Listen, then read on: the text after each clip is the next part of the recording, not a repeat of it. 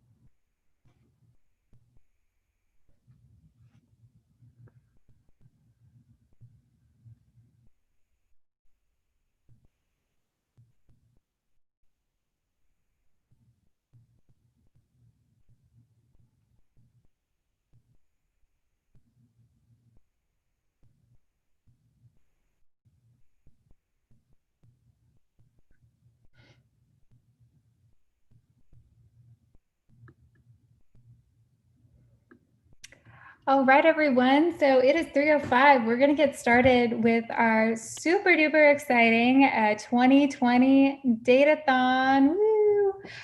We have quite the full Zoom here this afternoon because we have so many wonderful participants this year that have been working very, very hard over the last few weeks, both on preparing their application to even apply for the Datathon, and then getting accepted, and then working even harder on the project and solution that they've put into place that we'll be sharing with you today for our pitch day. So my name is Leslie Chasnoff, and I am the program manager of CivTechSA. And it's really, really an exciting time for me because this is the first year that I am part of the team running the Datathon. I just started with CivTech 2 months ago. So seeing this all come together has been incredibly exciting, and really seeing how much work goes into it is also inspiring to me, because all the individuals that come together to make this happen are incredibly brilliant and such important people in our community, both the participants and our SmartSA partners, our judges, everyone that's here today that made this happen. It's taken months of planning and then just so much hard work and lift from everyone. So we're so excited to be here today. CivTechSA, a little bit more about CivTech. It is a program that's a partnership between the City of San Antonio's Innovation Office and the Geekdom, or just Geekdom. And we connect students, companies, and the tech community with the city to solve community challenges and grow civically minded tech talent. So part of our programming throughout the year is this Datathon, where we bring in the SmartSA partners, and they share their data with the public, and then allow entrepreneurs and just data scientists, all sorts of really wonderful, smart people, to look at that data and really come up with amazing insights and solutions for how we can use that data to make smarter decisions, to inform our different policy making, different tools that we use, just so many things that we can do to make our community stronger and better, and hopefully our future better as well, because that's what innovation is all about. So with that being said, I am going to hand off the mic to Eddie Johnson. He's my counterpart from the Office of Innovation for CivTech, and he's going to tell us a little bit more about the Datathon, our partners, and our sponsors. Hey, good afternoon, and thank you, Leslie.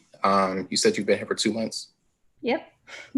Okay, it definitely feels like a year. You're doing a great job. So we appreciate you at the city, and I'm sure a lot of other folks do too. So just a little bit about myself. As Leslie mentioned, I am the other half of the CivTechSA program. In regards to helping manage the program, obviously we have a lot of help, a lot of partners to make this thing work. So a pre-thank you to everybody, and I'll mention those thank yous here in just a second. But this is our third year running the program. Obviously, this year's a little bit different. You know, we're usually in person, you know, probably in the Geekdom Event Center, but we're doing it virtually this year, obviously because of COVID and other, you know, things that may have caused us to be here on this Zoom call. But I think it's a good opportunity for us to kind of change it up a bit, you know, test the platform, things like that. And the goal here is to see how we can utilize this platform or this outline for future events as well. So hopefully this is a good idea. But with that said, just a little bit more about Datathon. When we go through the videos and what, I guess, the challenges that we focused on this year, there were three impact areas. The first being affordability. So asking the question, as San Antonio, and not just San Antonio, but Bexar County and outside of that, as we continue to grow, how can we ensure it stays affordable as well as accessible to everyone? The second thing that we wanted to focus on was environmental quality. So how can we help preserve San Antonio or Texas or anywhere, what have you, protect our environment as our city continues to develop? And the third one is access to services. How can we consolidate and improve the accessibility and effectiveness of the services that we provide?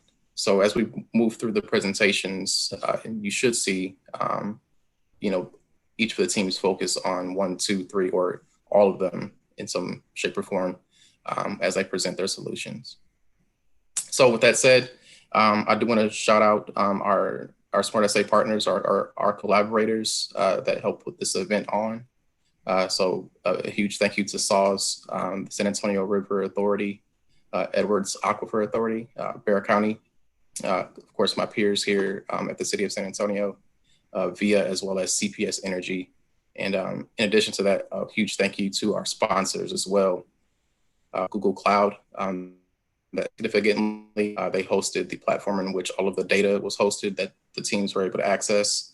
RESPEC, again, Bexar County, Edwards Aquifer Authority, the River Authority, as well as CODA. Awesome. Thanks, Eddie, for telling us all a little bit more about the Datathon, what we're focusing on this year. And of course, thank you to our partners and our sponsors. Definitely could not be doing this without all of them. So a little bit more about today in this event. So it's our pitch day, which is really exciting. So we're going to hear about these awesome solutions that these 4 teams, we have 4 stellar teams this year that have participated in this Datathon. And after we hear the pitches, we'll have some deliberation time with our judges. They're also going to have a Q&A with the teams as soon as the teams pitch. And in that deliberation, after all the pitches are over, we are going to select winners. So not only do we get to hear these solutions to inspire us and to hopefully inform some decision making or just inspiration, again, of how we can make our community better. But we can also reward our teams, yay, for all their super hard work. Because this is really hard work. Combing through data, coming up with ways to use it, it's a lot. It's a really challenging thing to do.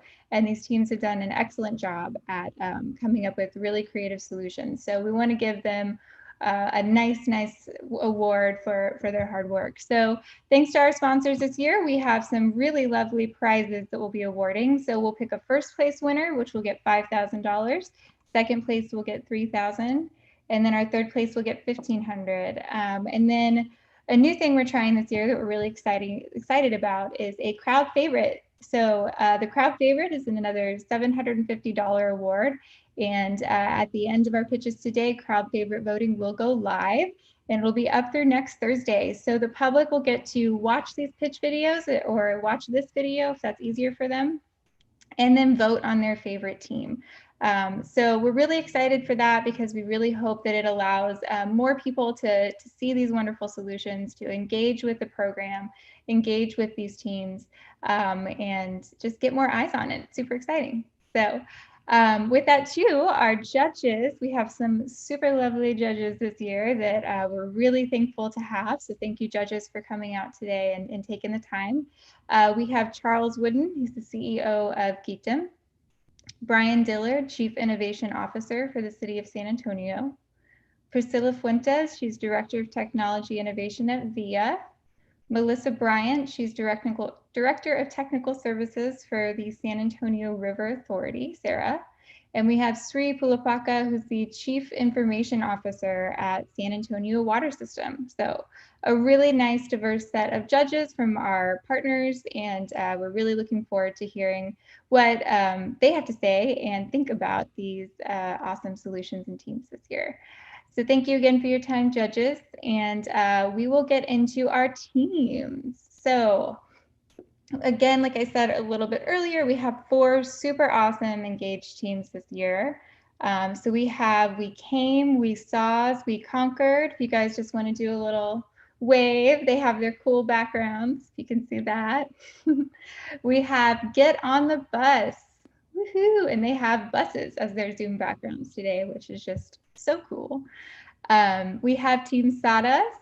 I'm going to say hi. Yeah. And then we have Team Allison's. All right, woohoo! So all of our teams are here. We're all really excited to see your pitches.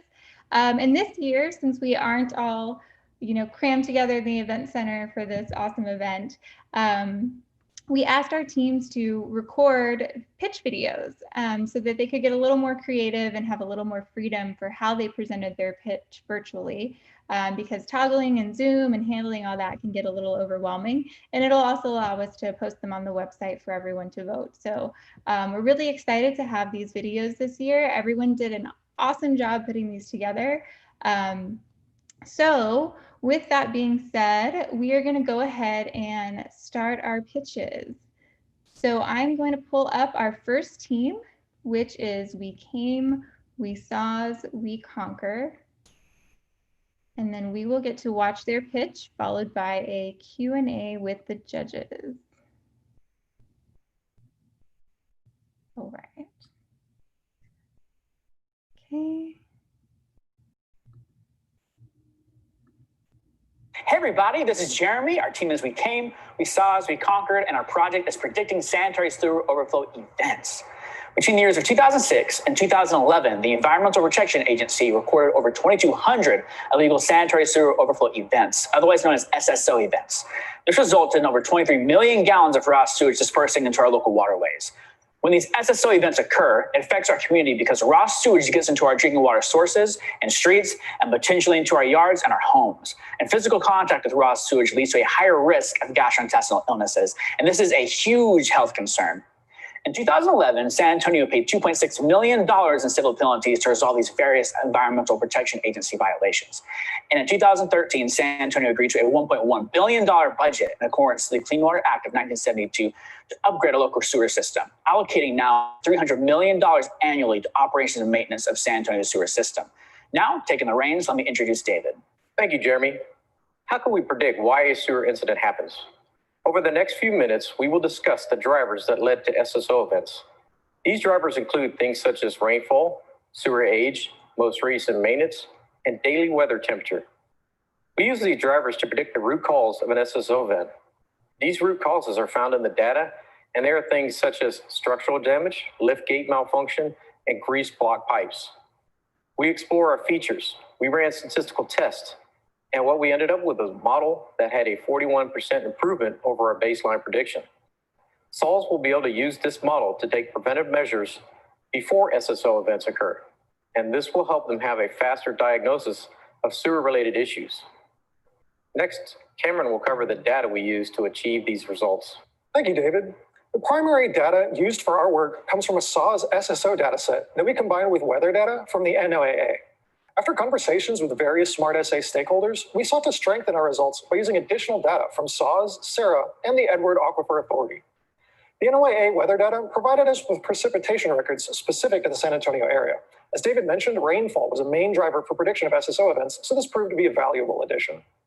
We used SAW's residential consumption data to identify if there's a correlation between overall residential consumption and SSO events. According to the data we were given, there is no underlying correlation. We then explored the environmental impact using the Sarah and Edwards aquifer data provided by the SmartSA partners. The exploration resulted in useful insights that could be implemented in the future. This will be covered more in depth in our recommendations. According to the data, more than 71 million gallons of sewage has been spilled since 2009. Next, Ryan will discuss the solution that helps our community spend less on sewer upkeep and minimizes the environmental impact of SSOs. Thanks, Cameron. So how do we predict what issues a sewer is most likely to suffer? We solved this problem by creating a machine learning decision tree model that predicts the most likely root cause of a sewer overflow event. It's more than just a prediction, however. Using the different decisions the model created, it can be used to provide a per sewer risk assessment for each location. The model operates much like a checklist. Is the pipe older than 30 years? Is it wider than 18 inches in diameter? How much rainfall has the sewer experienced in the last 7 days? SAWS can then apply this model to sewers that haven't failed to reveal the most likely SSO event outcome for that particular sewer. They can more effectively deploy an action plan to handle each root cause. For instance, sewers that have a higher likelihood of failure due to a debris issue would have a different solution than due to a structural issue. These distinctions would allow for a more efficient and effective distribution of contractors and crews throughout the coverage area. Now, Chase will provide our final insights and recommendations. Thanks, Ryan. So what can be done with the work our team has produced? As Ryan said, SAWS can utilize our model with their sewer data to find the most at-risk sewers and prioritize the correct action to prevent overflow events before they happen. Cameron covered all the data we analyzed and implemented to create this fantastic product. However, for a more holistic solution, we'd like to see the SmartSA partners engage a global database of addresses and zip codes. This will allow for a clean connection between the partners' data sets. David and Jeremy laid out perfectly why a project like this matters. Let's avoid possible future litigation and uncertain outcomes from SSO events while increasing community accessibility. The best part is our solution can assist in this effort for minimal cost. And to quote SAWS directly, it represents a positive and meaningful investment in our city's infrastructure. We invite you to explore a slice of the data using the link on this slide. You'll be taken to a Tableau dashboard where you can interact with various aspects of the SSO events throughout the city. Want to know what SSO events happened in your district? Head over there and you can find out. From all of us, thank you for your time and let us know if you have any questions.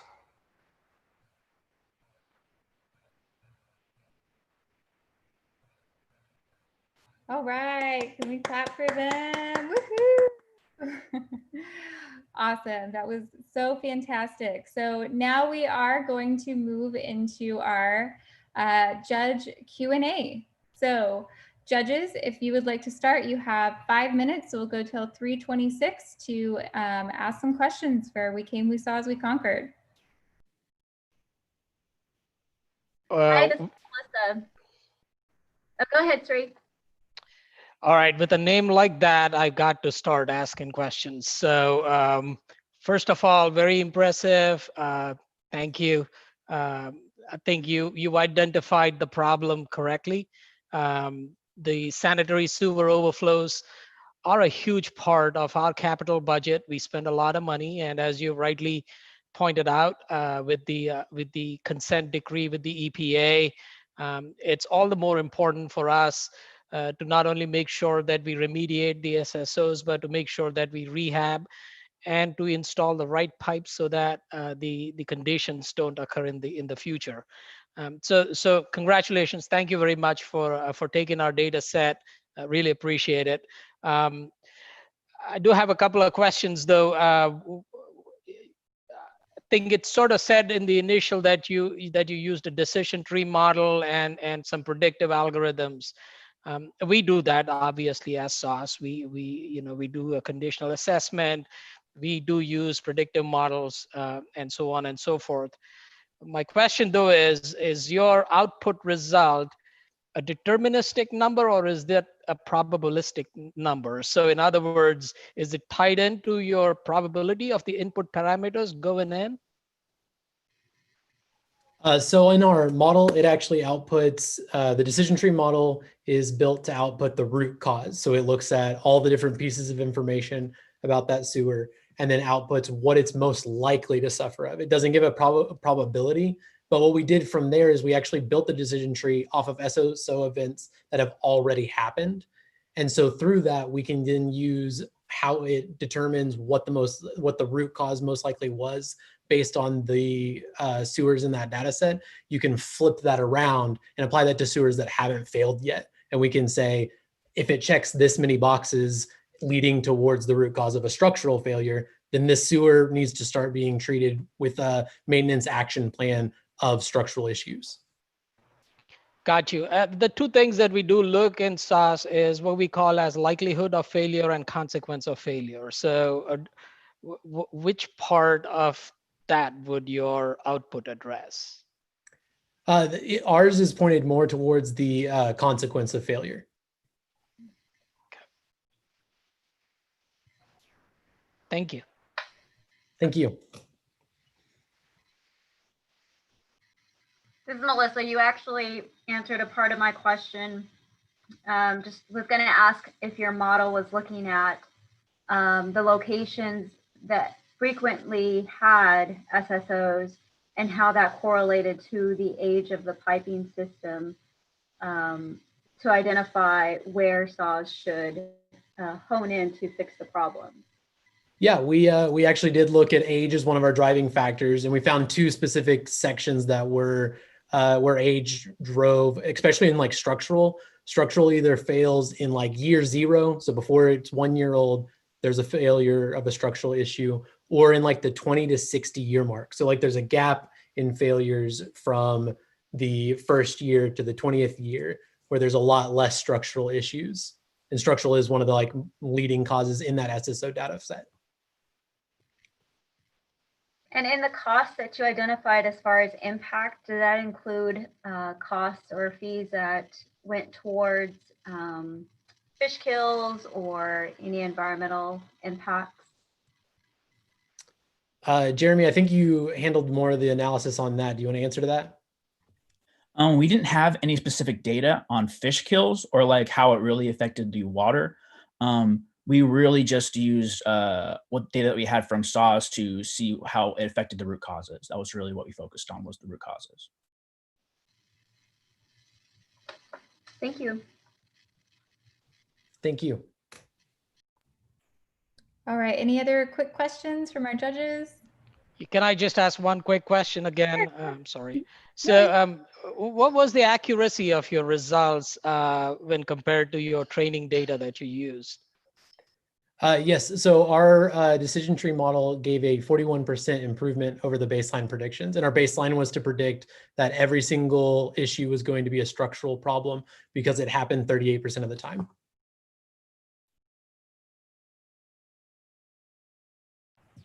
Thank you. All right, awesome. So judges, now here is your awesome, super fun Jeopardy song music. So when this music stops, we're gonna head into the next pitch.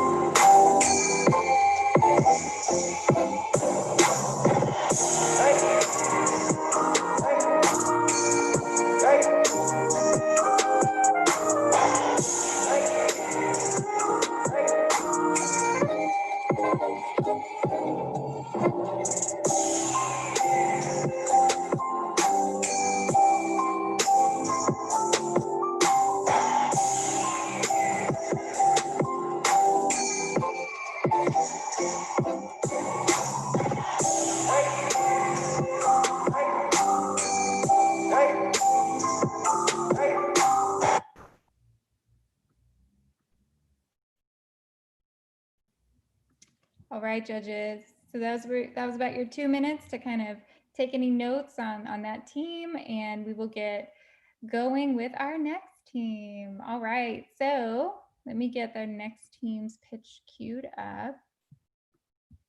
So great job. We came, we saw as we conquered.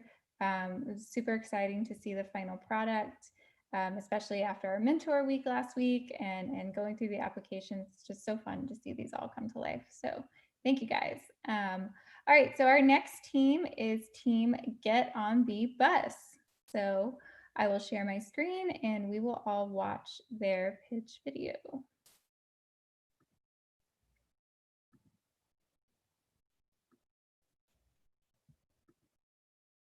Greetings, Datathon 2020. Today, our team invites you to join us and get on the bus.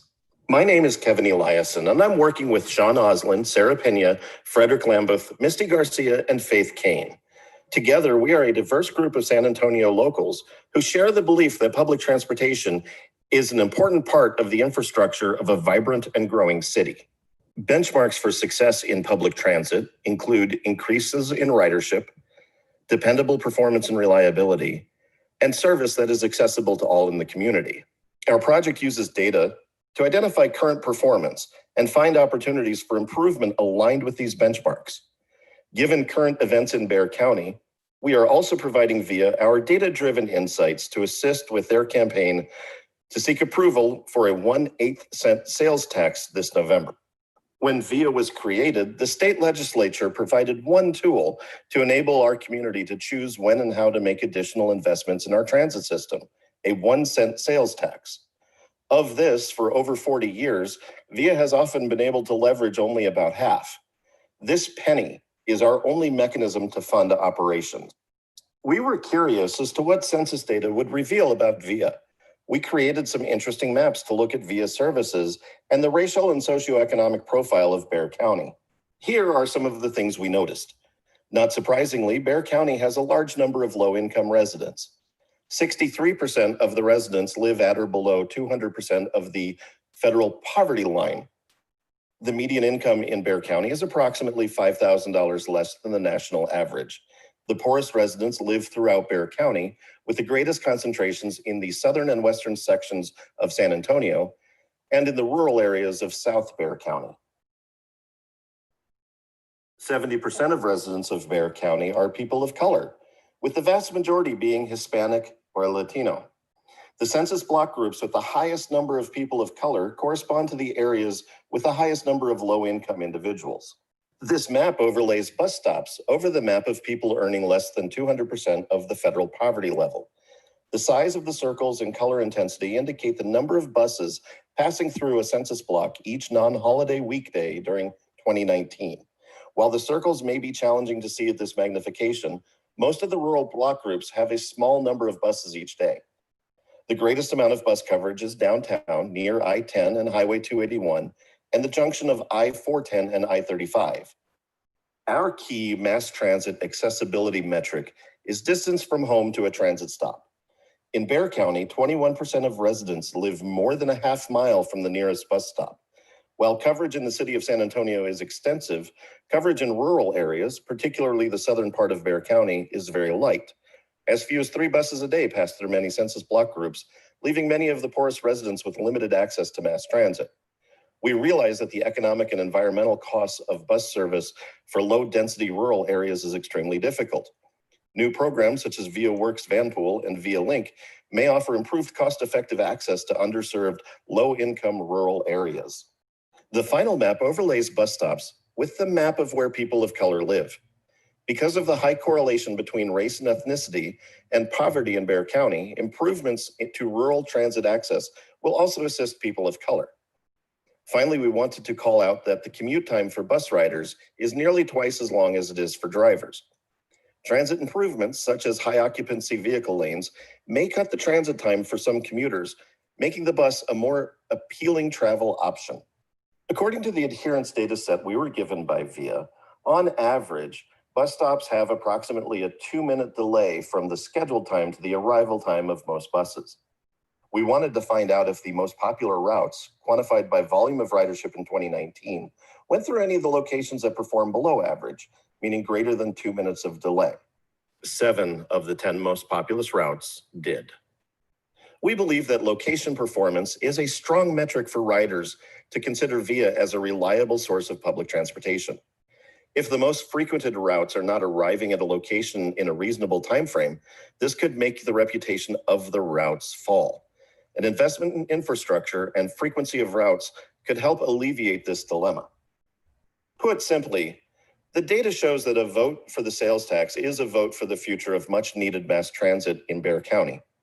Voting yes will not increase the sales tax. It will only renew and reallocate an existing revenue stream. Our data says people should get on the bus and vote yes. To learn more about VIA and our project, please visit our GitHub page at getonthebus.github.io. All right, thank you, Get on the Bus team. Awesome, awesome pitch, woohoo.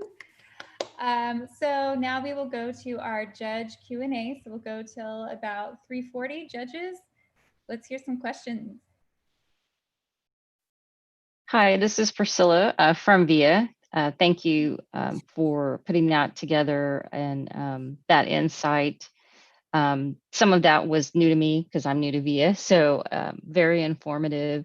I guess how do you see, this is kind of a one-time snapshot and a use for making a point about the sales tax. How would you see this as being something continual that VIA could use kind of going into the future?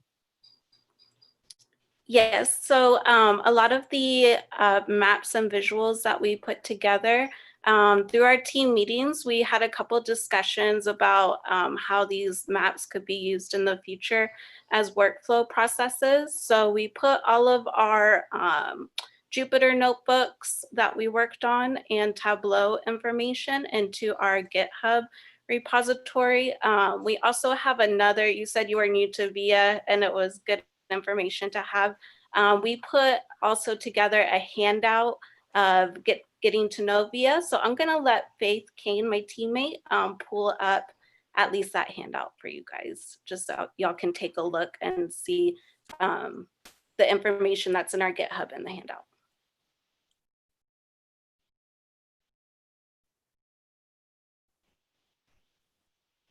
Give me just a second while Leslie, can I screen share?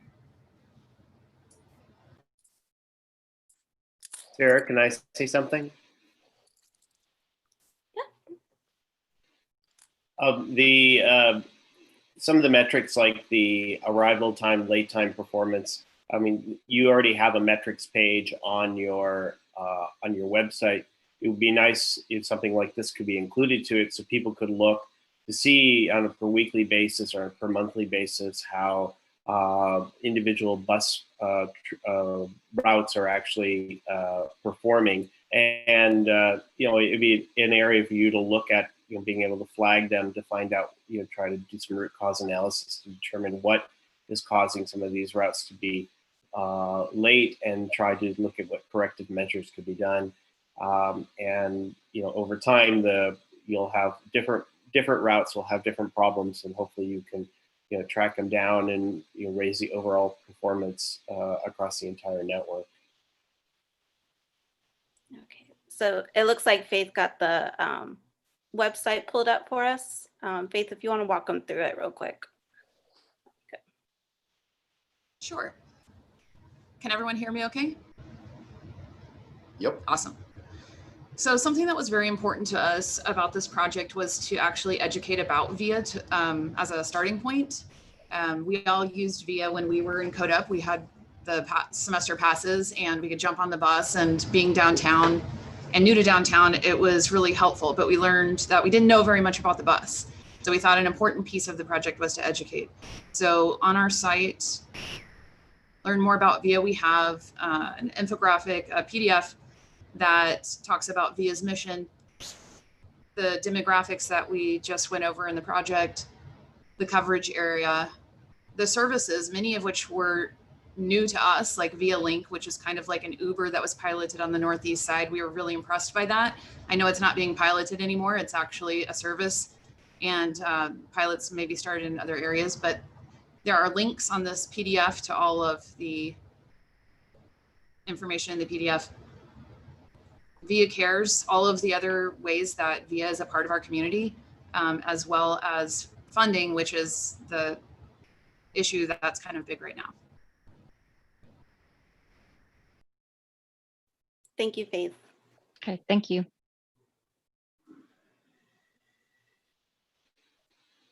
I had a quick question about the updated compromise. I don't know if you guys heard about it from earlier this week, where Yes. the mayor and VIA came to an agreement for like I guess it's half of 1/8 of the cent sales tax that they're going to try to have on the ballot in November.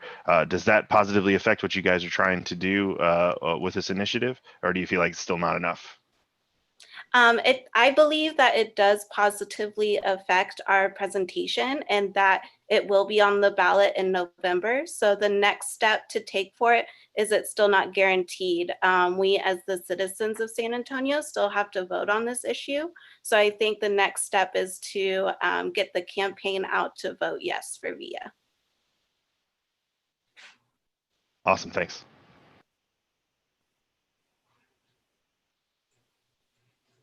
Right, judges, any more questions for Get on the Bus? We're feeling good. All right, so judges, I'm going to start your Jeopardy music, and you'll have about 2 minutes to make notes and fill in your score sheets before we move on.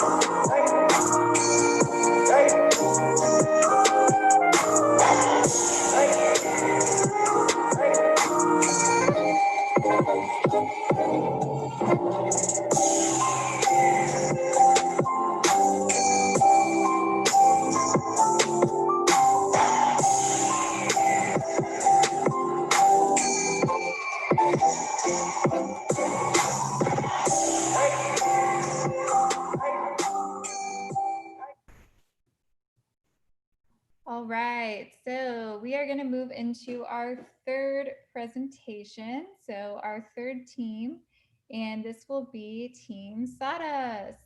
All right, so I will go ahead and share my screen and we will watch our pitch video.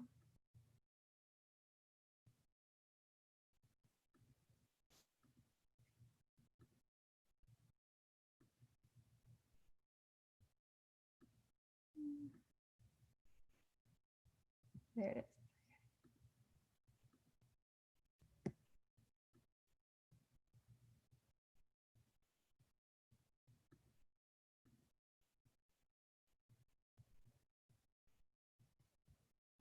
We are an Start that over real quick. Good afternoon, everyone from Team SARAS. We are an enthusiastic team of 4 members with experience in IT, data, and project management. We have chosen to look into COSA's 311 dataset and will be delivering interactive SmartSA through the lens of 311, which is basically a citizen's dashboard and provides a holistic view of the city 311 services to the citizens. 2 years back, when we decided to make San Antonio our home, we thought to move in a good neighborhood with minimum problems. We were looking for a centralized view of issues by zip code, but had a hard time looking for data that gave a holistic view of common city issues by zip code. We are firm believers that 311 service request volume acts as a live indicator of the rhythm of the city. We are interested in knowing answers to common issues, detailed performance metrics, usage of 311 SA mobile app services, and 311 usage during current environmental challenges, especially COVID-19. We have done a thorough data exploration, cleanup, and analysis using Tableau data visualization and SQL. We have also done root cause analysis of missing data elements in 311SA mobile app service request data analysis. We went a step further and looked into COVID-19 reported cases and service request trends in the zip code reporting COVID-19 cases. This is the solution process flow which we used. We downloaded data from 311 website in Excel sheet and set up a data connection with Tableau. We defined key attributes, defined report logic, and published a dashboard for any San Antonio's residents to use. Residents can choose to share the dashboard on social media platforms like Facebook and Twitter. This provides the link to the Tableau public dashboard, which any citizens can use. While it is loading, this dashboard is very easy to use. There are 4 dashboards visualization, which will provide a response to many of the citizen queries. The SA citizen can hover over the graph to see the specific details related to the graph. The dashboard is interactive and filters can be applied on any of the attributes, for example, zip code, service category, or issue type.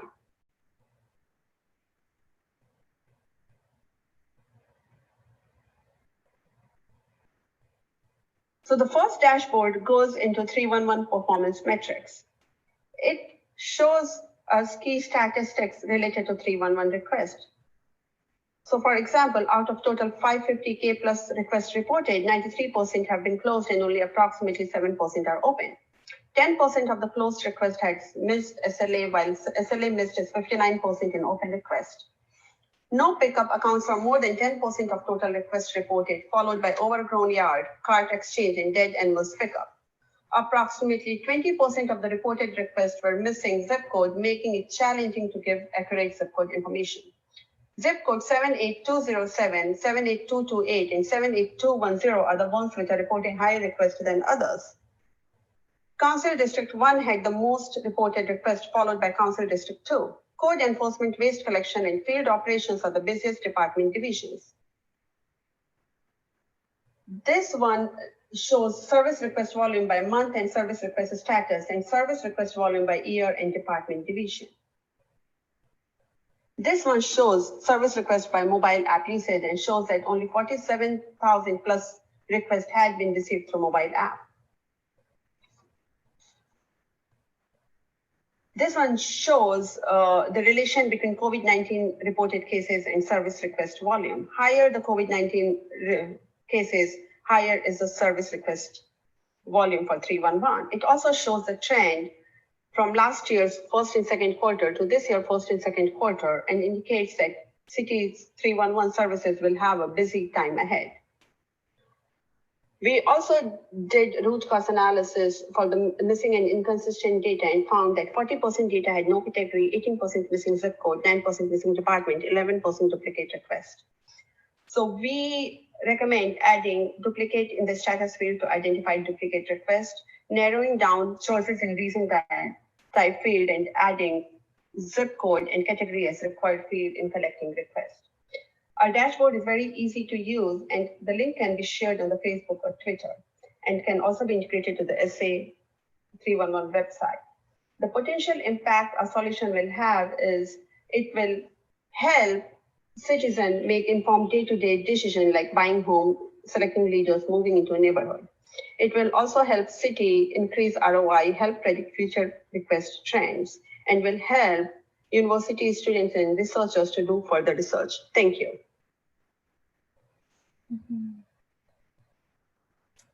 All right, let's give it up for Team Sawdust. Woohoo! So we'll move into our judge Q&A. Judges, you'll have about 5 minutes to ask Team Sawdust some questions.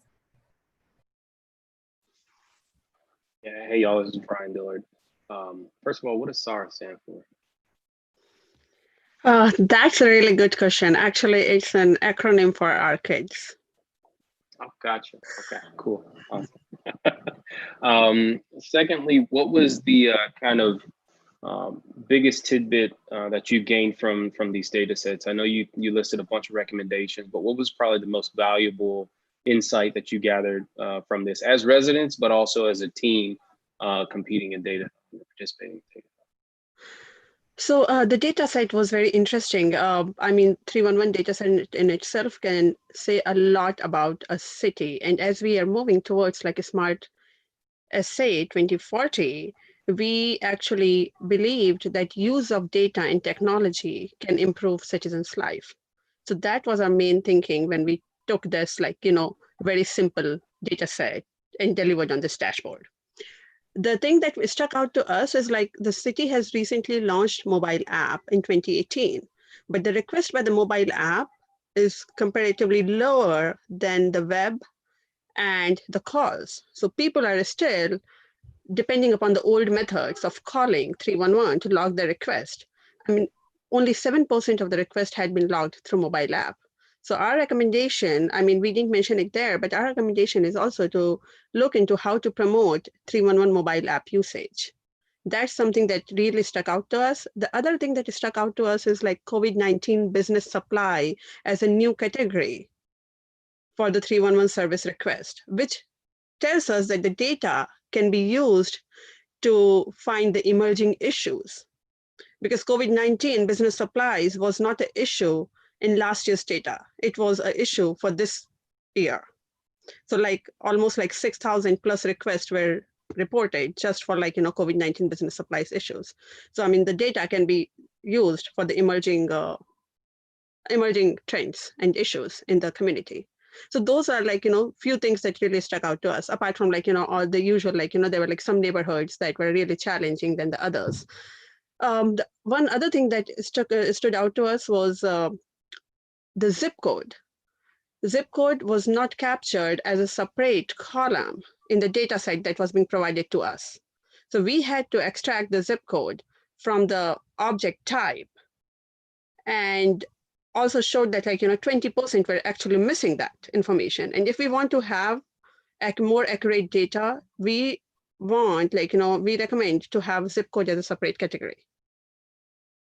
And then just looking at the data, it is very hard to see what the duplicate issues are. So we also looked into other cities like New York City, Houston, Chicago, and see that they capture duplicate as a status field, which we don't. I mean, it might be captured internally, we have no idea, but in the data set that was provided, we just had open and closed status. So having duplicate as a status there will really help. Excellent, gotcha. Thank you so much. Thank you. I had a really quick question. You had mentioned that you think promotion of the 311 app would be one of the recommendations that you come out of this. I'm not sure, I haven't looked into this, but does the 311 app offer the ability to do the uptick in supplies for COVID-19? Is that something that the app can do? And if so, is that a good way to tie this in to achieve your recommendation? So that's a really good question. We actually didn't go to see if they had a category for that for COVID-19, because one thing that we found was the form, the type was different that is mentioned in the website, like in the web portal of 311 request. The web form is different than the mobile app. And when we called, we have when we called 311, we were asked some different information. So, so our understanding is that, most of this COVID-19 supplies came from the call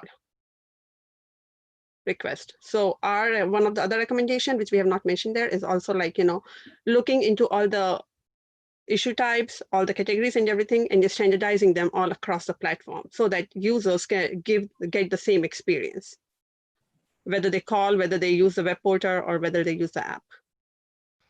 Awesome, thank you. So I do have a question. When it's very interesting, the data analysis is very interesting, and you brought together a bunch of data, but I guess I have two parts to my question. Who is going to be the end user? Who is the consumer of this analysis? Is it the city, or is it the citizens? Who do you, or the residents, or who do you see using this? So for us, we see both residents and the city both using it. The residents, like we mentioned, when we were looking to move into a home in the zip code, we looked for the common issues in the zip code and we couldn't find a holistic view. So residents can use it to see what common issues in their neighborhood is, how many requests are getting reported, how many are getting closed, how many are open, and get all those performance metrics. City can also use that to predict future call trends, to see what the need of the city is, to identify emerging issues in the city, and also to provide services where there are issues, like services in the problematic neighborhood.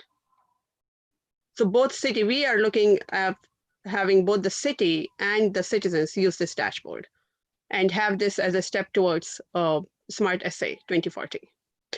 Because like I said, we are a firm believer that data and technology can aim to improve people's life. Thank you.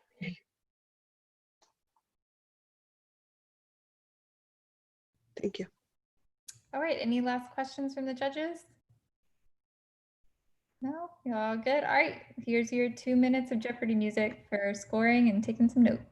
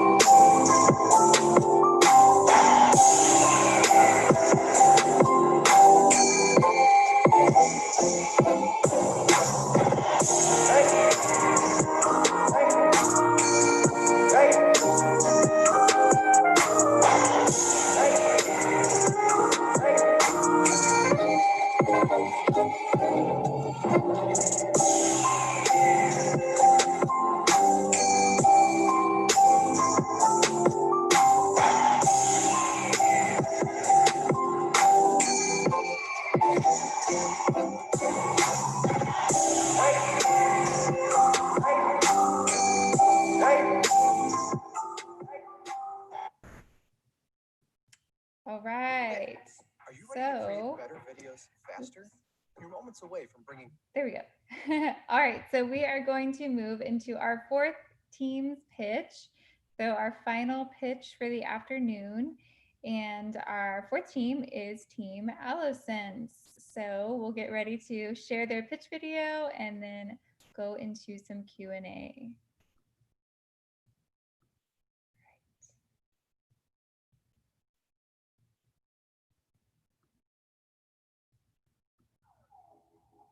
My name is Huntington Chastain. Hi, I'm Brandy. My name is Sonia Fitzenmeyer. I'm Nico with Team AlloSense. My name is Chris Benner with AlloSense. My name is Roman Sandoval from Team AlloSense. We're really excited to be taking different data sets from various agencies, combining that information and providing insights regarding COVID and the pollution that's been generated based on this time. Our goal is to see what is trending.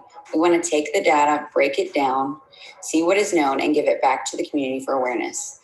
This is in hope that these identified trends can show what's going on before and during COVID and can help us prepare for a better future.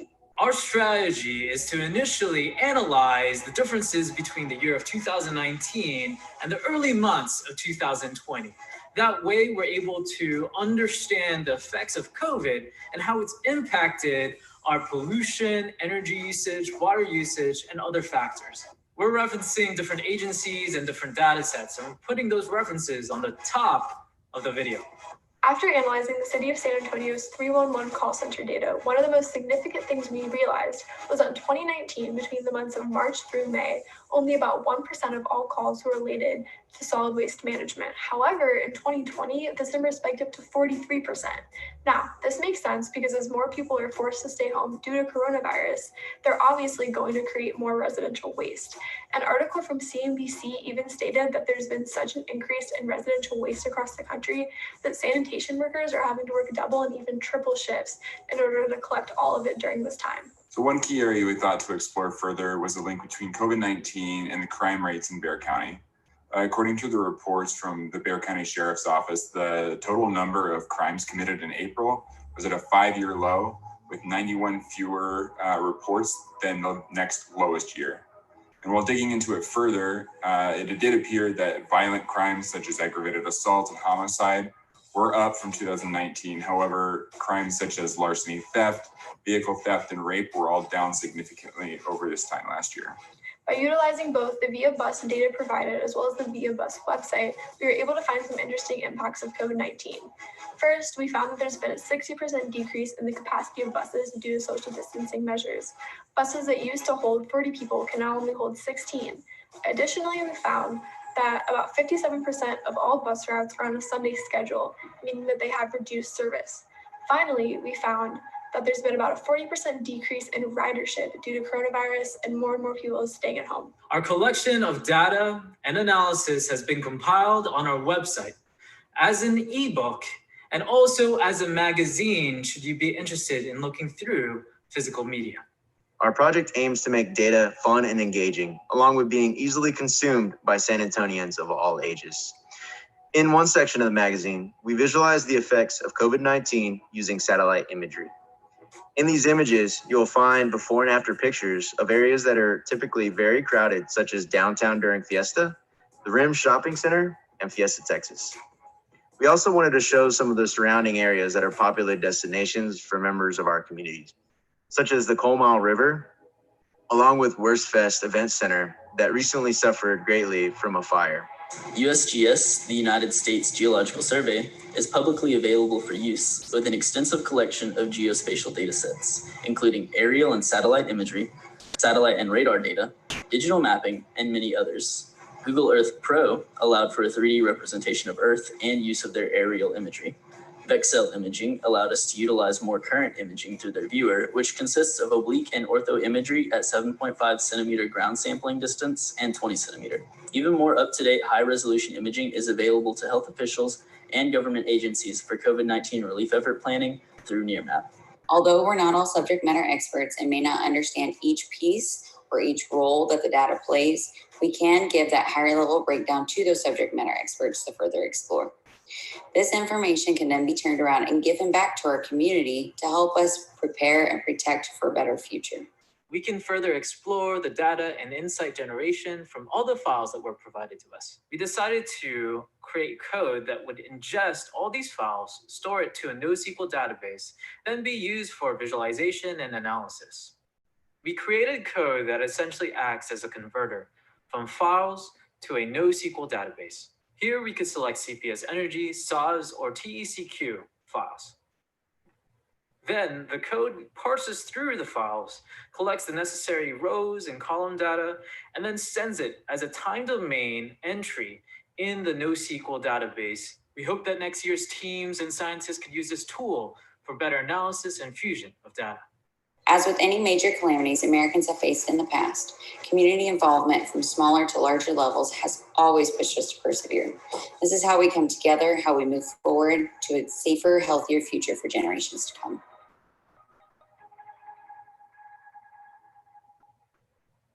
All right, yay Team Allison. Awesome pitch video.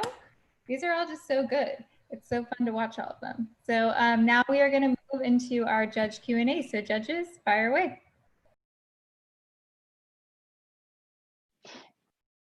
Hi, this is Priscilla, and that was a lot of great insight, a lot of good information. I guess my question is more of, is this about kind of the process in which you've been able to bring these together and have that in place for future use of data sets, or was it more about the data itself and getting it to the various subject matter experts, or was it kind of a combination of both? I guess I wasn't real clear on that. Yeah, that's a really good question. for us, the commonality across all these data sets was for us to understand more about the effects of COVID. And what we found out was when we were going through the Datathon website, there's a huge list of different information that we could use to fuse that content and information.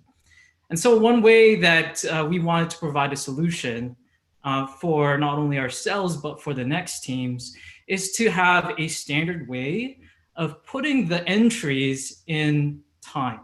Because we saw the different entries and columns being separated based on dates, also being separated by hours. It wasn't standardized with UTC time.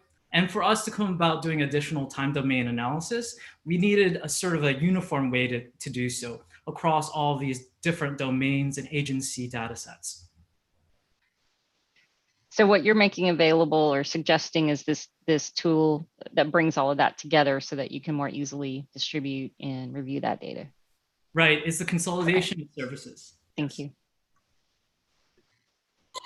We also wanted to focus on getting that COVID information for the changes out there for the community.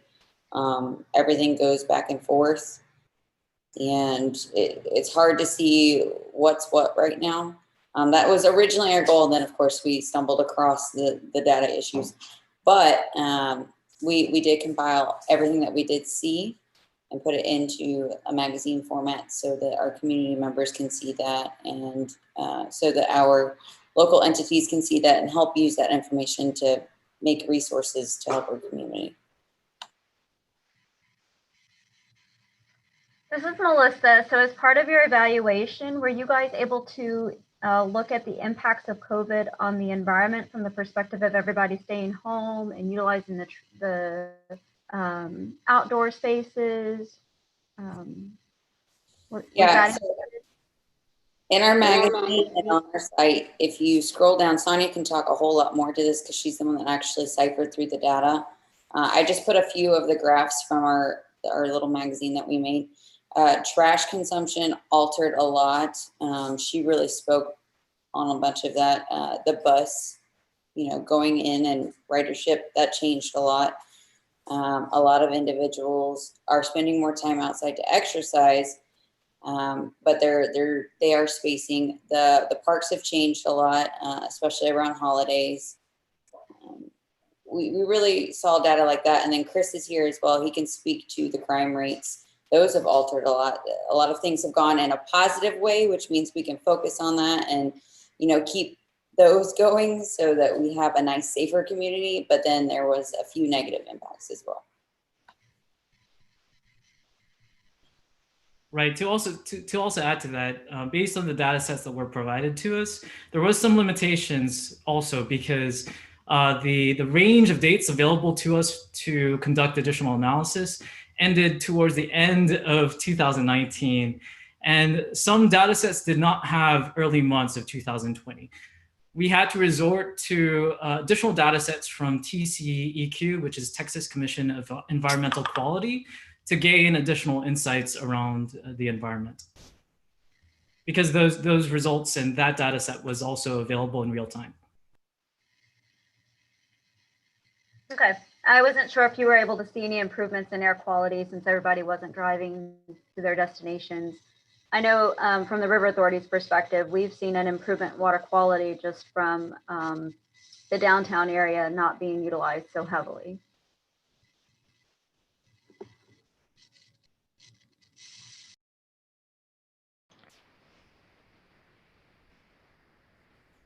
Judges, any more questions? Does that program that you guys had mentioned there with the software of allocating all the information, does that include the TEC data or whatever the acronym was? Yeah, it does include TCEQ data. Okay, thank you. Yeah, I do want to mention that the software can sort of be expanded based on the different formatting of the different files. And so as we sort of accumulate all the different formats of the files, because all these different agencies are creating and compiling these different CSVs, the intent of this software is to intercept all types of files, including not just CSV values, but also using URLs and subpub models and pushing it through sort of this database that we have. That's awesome. Thank you.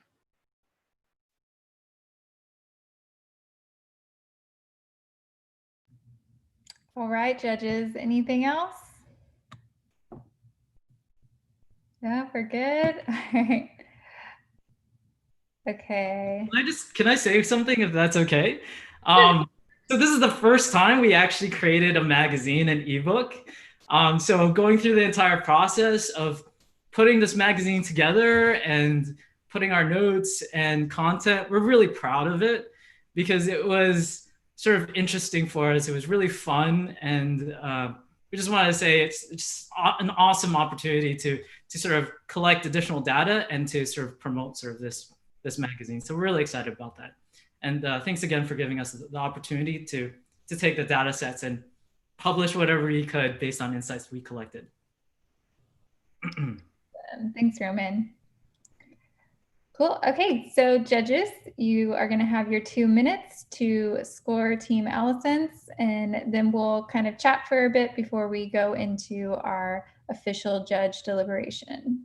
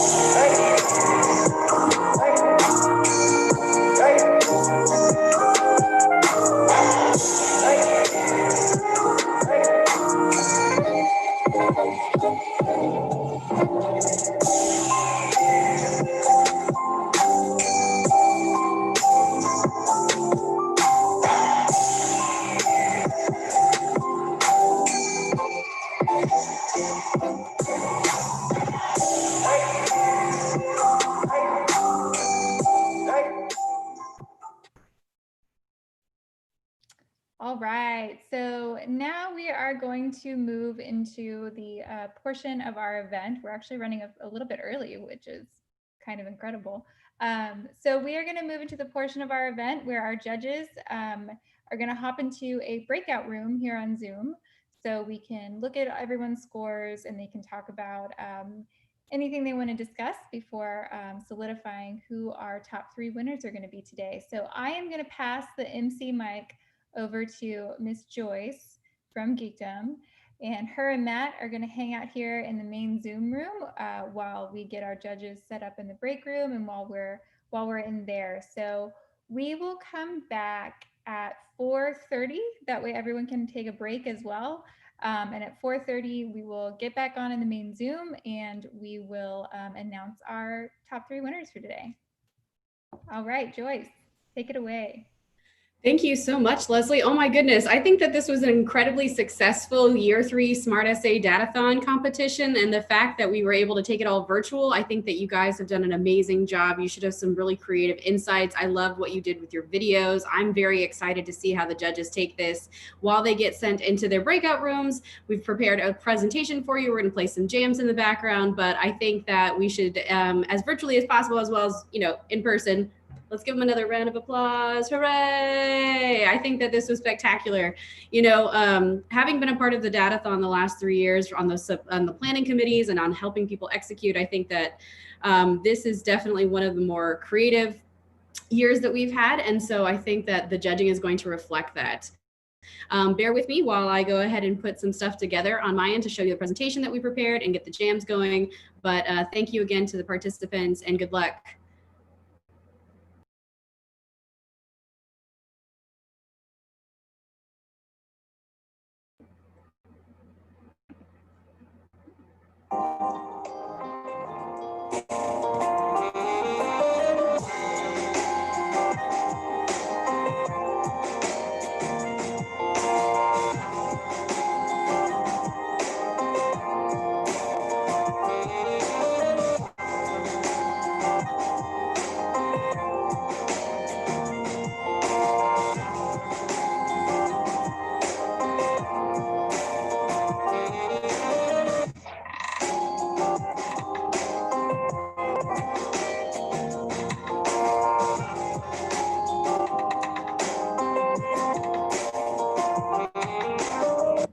Technology is not a perfect science. Bear with me, please.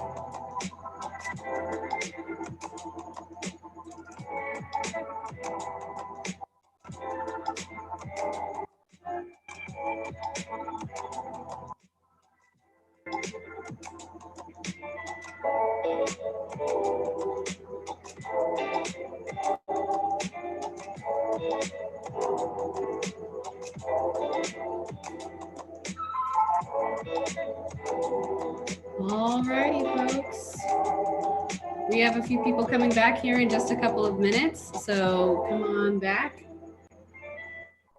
Yeah, really looking forward to seeing these results. I'm gonna go ahead and stop the chill music.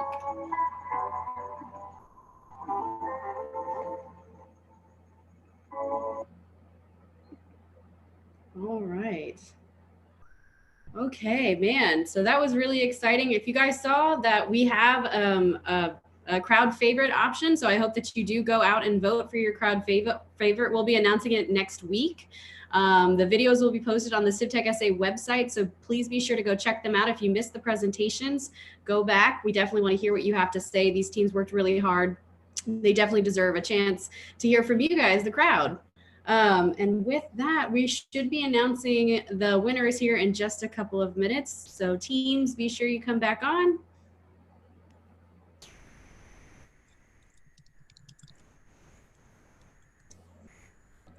Amazing. I thought that you guys did a fantastic job while like dealing with the COVID-19 stuff. The challenges and the insights that you brought up were really spectacular. The videos were super creative. It looks like you guys had a lot of fun. And we've got a couple more minutes. Sorry, Jeglin on Zoom. Excellent job.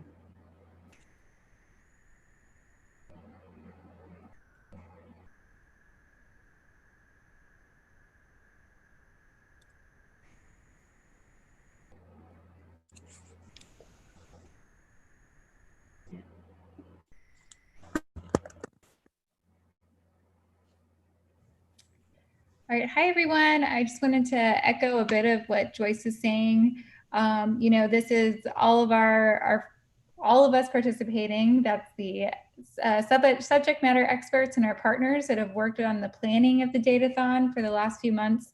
You know, the call had to be made to pivot and make it virtual, which was big news, and you know, something to really have to figure out that was new to this COVID world for all of us. And so I definitely want to thank all of our partners from the different SmartSA companies that have been a part of the planning of this for months, like I said. So they're the ones that were behind the scenes, digging up the data sets, making those available, talking through just how we were going to structure this year, all sorts of things. So they were in lots of calls with us just like this to plan this thing out. And we're just so happy that we were able to execute this even at this time. And we're so thankful that we had you guys participating and other applicants that didn't get selected, but you know, all of you guys being a part of this, being interested, wanting to devote your time to this when we have so many other things going on and things just aren't as normal as they usually are. I know it makes it challenging right now to really take extra time for things and focus on something, but I hope it was a good distraction and I hope that you all got a lot out of this experience as well.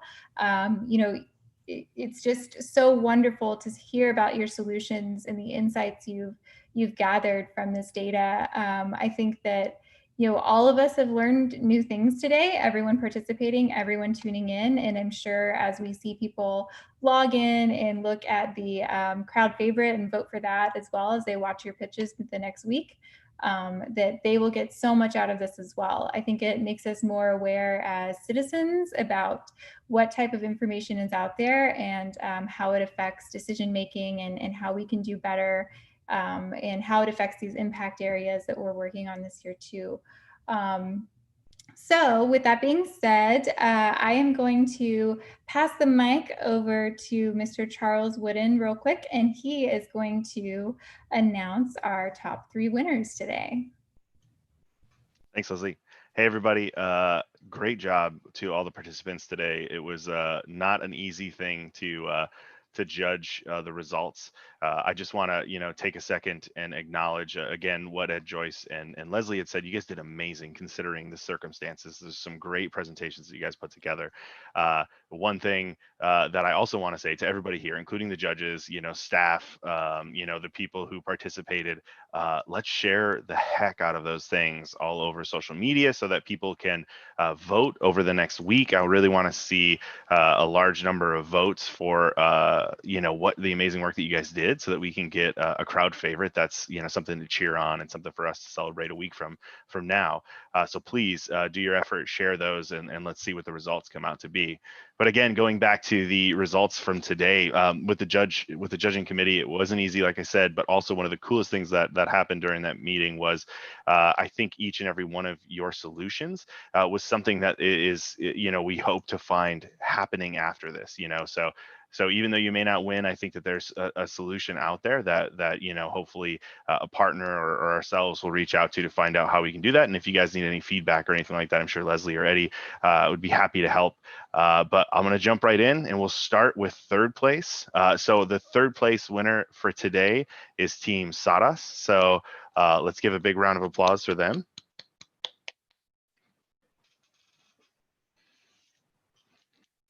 And then for second place are the people who are sitting on the bus right now. Get on the Bus came in second place. So let's give them a big round of applause. And then last but not least, we had We Came, We Saws, We Conquered as first place. Congratulations. You guys did an amazing job. Another round of applause for them, of course. Great job, everybody.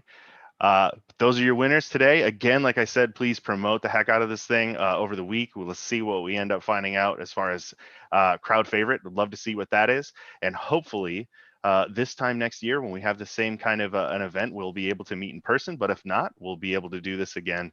And thanks again for everybody for participating.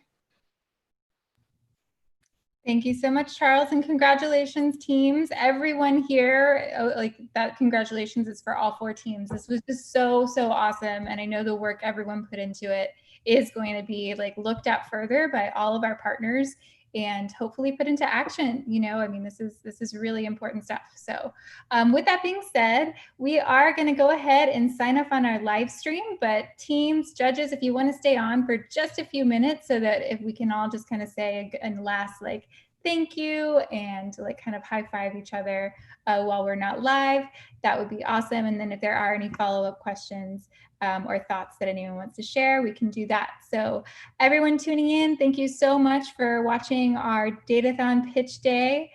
We hope to see you hop on civtech-sa.com/vote and vote for your crowd favorite. That will be open all the way through next Thursday. So you have plenty of time to keep spreading that around, sharing the love, make sure everyone hears about these awesome solutions. And we'll announce that crowd favorite winner via social media next Friday. So just about a week from now, we'll be hearing who got that crowd favorite. So thank you all again, and we'll cut off our live stream.